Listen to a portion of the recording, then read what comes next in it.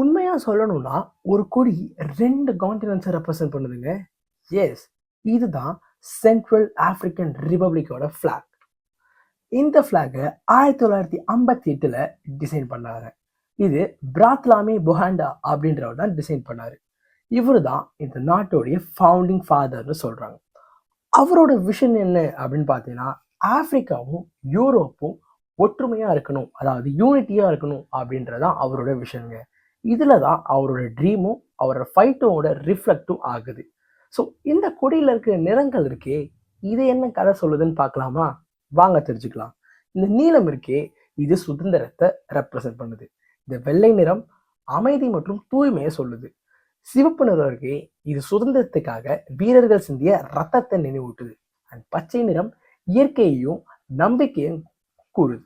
அது நடுவில் போன அந்த சிவப்பு லைன் இருக்கு, அது என்னன்னு பார்த்தீங்கன்னா அந்த எல்லா நிறங்களையும் ஒன்றாக்குது. அதாவது மக்கள் ஒற்றுமையா இருக்கணும் அப்படின்றதுக்கான சின்னமா இருக்கு. இந்த மேலே இருக்கிற மஞ்சள் நட்சத்திரம் இருக்கே, அது என்னன்னு பார்த்தீங்கன்னா அது ஒரு ஒரு ஒளிக்கீற்று அப்படின்னு சொல்றாங்க.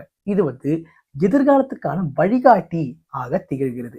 ஒரு சிம்பிளான கொடி, ஒரு சிம்பிளான ஃபிளாக் கொடி எவ்வளோ ஆழ்ந்த அர்த்தங்கள் இருக்கு பார்த்தீங்களா? ஸோ சென்ட்ரல் ஆப்பிரிக்கன் ரிபப்ளிக் பற்றி நீங்கள் என்ன நினைக்கிறீங்கன்றத மறக்காம கமெண்ட் செக்ஷனில் சொல்லுங்கள். அண்ட் ஒழுங்க உலகப்பீடியா சேனலை சப்ஸ்கிரைப் பண்ணுங்கள்.